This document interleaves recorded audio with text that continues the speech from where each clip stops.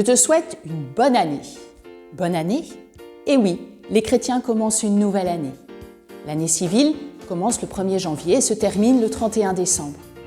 Chez les chrétiens, l'année liturgique commence le premier dimanche de l'Avent et se termine le dimanche de la fête du Christ, roi de l'univers. L'homme a besoin de repères. La vie humaine s'inscrit dans l'espace et dans le temps qui se renouvellent chaque année avec le cycle des saisons. Alors pourquoi une année liturgique alors que nous avons déjà une année civile? Le mot liturgie signifie prière officielle de l'Église pour rendre à Dieu la gloire, l'adoration, la louange et l'action de grâce qui lui sont dues. L'année liturgique sert à sacraliser le temps, à donner un sens sacré au temps qui passe.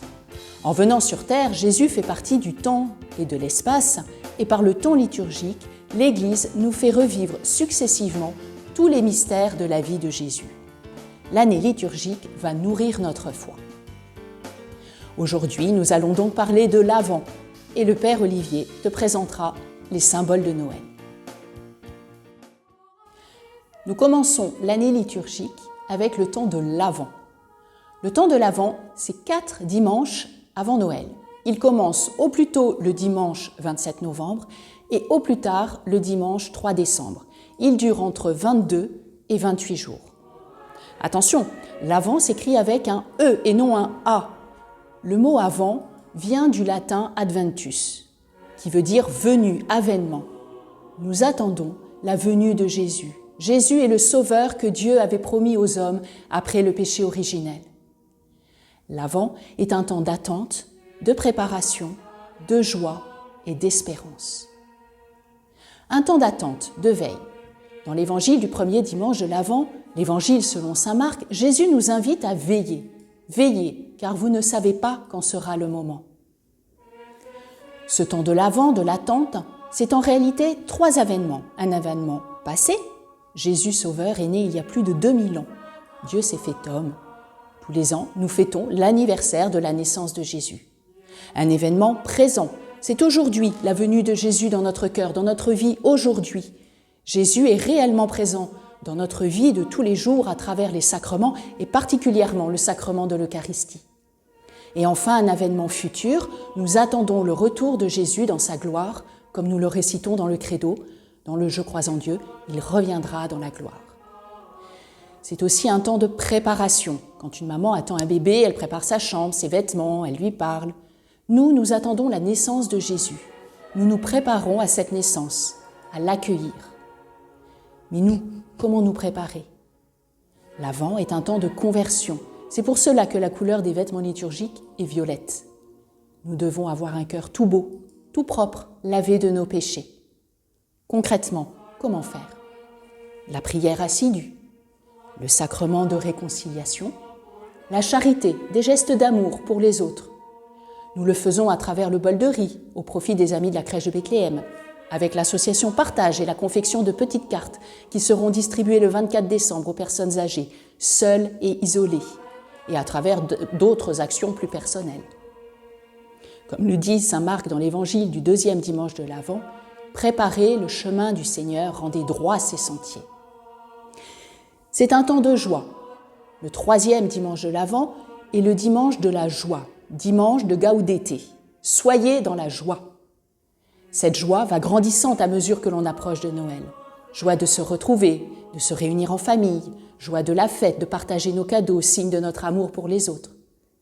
Mais c'est une joie encore bien plus grande, plus profonde, plus spirituelle, celle qui nous procure la paix, le repos, la joie de savoir qu'avec la venue de Jésus sur terre, nous sommes sauvés du péché et qu'un jour, nous serons communion avec lui pour toujours. C'est ça l'espérance chrétienne, c'est ça la vraie joie. Le pape François nous dit « La plus belle joie de Noël, c'est cette joie intérieure, cette joie de paix. Le Seigneur a effacé mes péchés, le Seigneur m'a pardonné, il s'est montré miséricordieux. » Voilà la joie de Noël.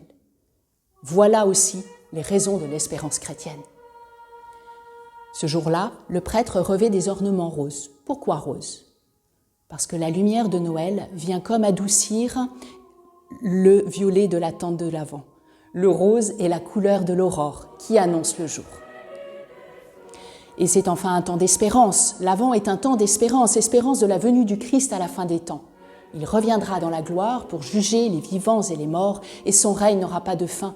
Nous attendons son retour où il sera tout en chacun de nous. Alors oui, nous pouvons dire bonne année, bonne et sainte année.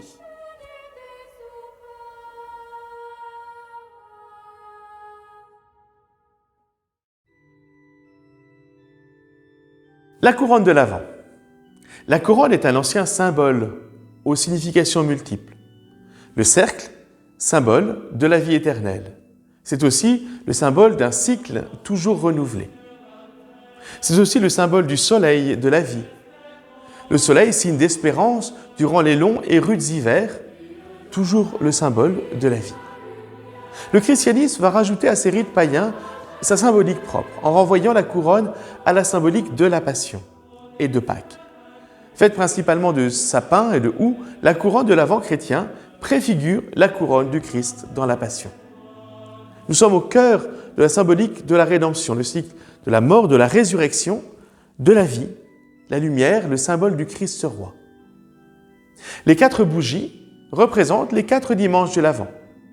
Chaque dimanche, nous allumons une nouvelle bougie pour signifier que nous avançons vers Noël, la naissance de Jésus, la lumière du monde. La flamme des bougies représente la lumière des prophéties qui, tout au long de l'histoire sainte, ont illuminé la nuit du peuple de Dieu dans l'attente de la lumière véritable, Jésus le Christ. C'est aussi un signe d'espérance du chrétien, de sa vigilance dans l'attente de la venue du Seigneur.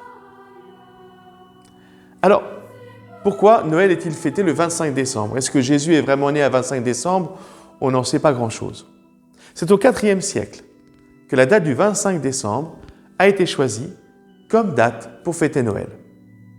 Cette date correspondait à une fête païenne, la fête du Sol Invictus, le soleil invaincu triomphant, car c'est le moment de l'année où les jours commencent à rallonger. Les chrétiens disent que Jésus est la lumière. Nous sommes appelés à accueillir le Christ comme la lumière qui éclaire tout homme. Jésus vient nous éclairer, nous guider dans notre chemin de foi. Après la couronne, la date du 25 décembre, le sapin. Le sapin est un arbre qui reste vert tout l'hiver, alors que beaucoup ont perdu leurs feuilles. Le sapin est symbole de vie au milieu de l'hiver. Et c'était une tradition païenne, encore une fois, que d'associer un arbre à chaque mois de l'année. Le 24 décembre, c'était l'épicéa. Au 7e siècle, saint Boniface voulait convaincre des druides que le chêne n'était pas un arbre sacré. Il en a fait abattre un, et celui-ci écrasa tout autour de lui dans sa chute, sauf un sapin. À partir de là, saint Boniface a déclaré dans sa prédication « Désormais, nous appellerons cet arbre l'arbre de l'enfant Jésus ». Depuis, on plante en Allemagne des jeunes sapins pour célébrer la naissance de Jésus. Au XIe siècle, l'arbre de Noël est garni de pommes rouges, en référence au jardin d'Éden, à l'arbre du paradis. Au XVIIIe siècle, il fut ensuite décoré avec des bougies, symbole de l'avènement du Sauveur, qui bat les ténèbres du péché, la lumière qui luit dans les ténèbres. La tradition du sapin est apparue en Europe assez tôt, au XIIe siècle, et puis s'est répandue. L'étoile qu'on accroche en haut représente l'étoile de Bethléem, celle qu'ont suivie les mages. Vient maintenant la crèche. Le mot crèche signifie la mangeoire des animaux dans une étable. Ce mot est intéressant parce que non seulement Jésus a été déposé dans une mangeoire, mais il y a une vraie symbolique, car Jésus aussi va se donner en nourriture aux hommes. « Je suis le pain de la vie », dit Jésus. C'est saint François d'Assise qui met en scène au XIIIe siècle les premières représentations de la Nativité. Les villageois représentaient Marie, Joseph, l'enfant Jésus, les bergers, et de vrais animaux étaient réquisitionnés. La coutume s'est peu à peu répandue et les personnages vivants ont été remplacés par des personnages en terre cuite, en porcelaine ou en plâtre, les santons. Cette tradition s'est adaptée au fil des temps, au fil des coutumes nationales et régionales, C'est pour ça qu'en Provence, on a des personnages comme l'Arlésienne, le pêcheur, le curé du village, Mistral, etc. Dans les pays du pôle Nord, les personnages sont emmitouflés. Au Mexique, en Afrique, les personnages sont souvent représentés aussi en costume traditionnel.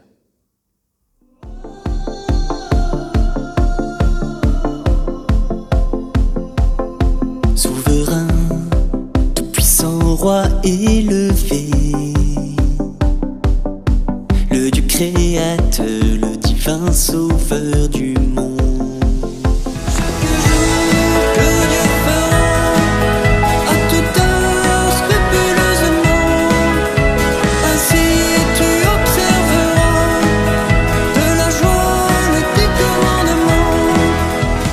Donne-moi la joie, mon Dieu, mon roi, la vraie joie qui est en toi, pour te louer, te chanter, t'adorer.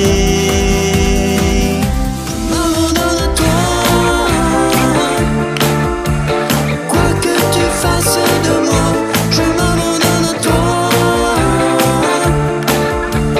que ta volonté se fasse. Seigneur, cet amour est vérité pour qui garde ton alliance.